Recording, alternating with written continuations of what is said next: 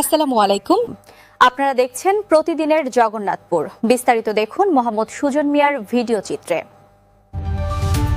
সুনামগঞ্জ ৩, জগন্নাথপুর ও শান্তিগঞ্জ আসনের নির্বাচনী লড়াইয়ে অংশ নিতে মনোনয়ন ফর্ম সংগ্রহ করেছেন খেলাফত মজলিসের কেন্দ্রীয় নায়েবে আমির ও সাবেক সংসদ সদস্য মাওলানা শাহিনুর পাশা চৌধুরী।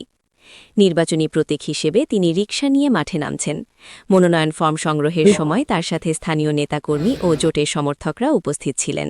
আসসালামু আলাইকুম রহমতুল্লাহ বারাকাতুহু। সম্মানিত ভিউয়ার্সবৃন্দ, দেশ এবং প্রবাস থেকে যারা দেখছেন, আজ আমরা জগন্নাথপুর উপজেলা পরিষদ ইউনো অফিসে এসে আগামী ত্রয়োদশ জাতীয় সংসদ নির্বাচনের জন্য ৮ দলীয় জোটের পক্ষ থেকে নমিনেশন ফর্ম আমি গ্রহণ করলাম। সেটা আমার দলের ডিসিশন। দল যখন সিদ্ধান্ত গ্রহণ করবে এখান থেকে আমি নির্বাচন করার জন্য ৮ দলের, তখন ইনশাল্লাহ আপনাদের সকলকে নিয়ে, দেশ এবং প্রবাসে সকলের দোয়া এবং সহযোগিতা নিয়ে আমরা মনোনয়ন ফর্ম জমা দেব।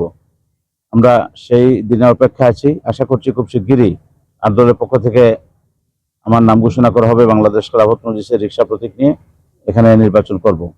আমরা সকলের দোয়া চাই, সহযোগিতা চাই, এবং বিগত দিনগুলোতে যেভাবে আপনারা আমাদের পাশে ছিলেন, জগন্নাথপুর শান্তিগঞ্জের ৩,৭৪,০০০ ভোটারের ভাগ্য পরিবর্তনের জন্য আমি আশা করছি আগামীতেও আপনাদেরকে পাশে পাবো। আল্লাহ পাক রব্বুল আলামিন আমাদের সকলের সহায় হন। ধন্যবাদ।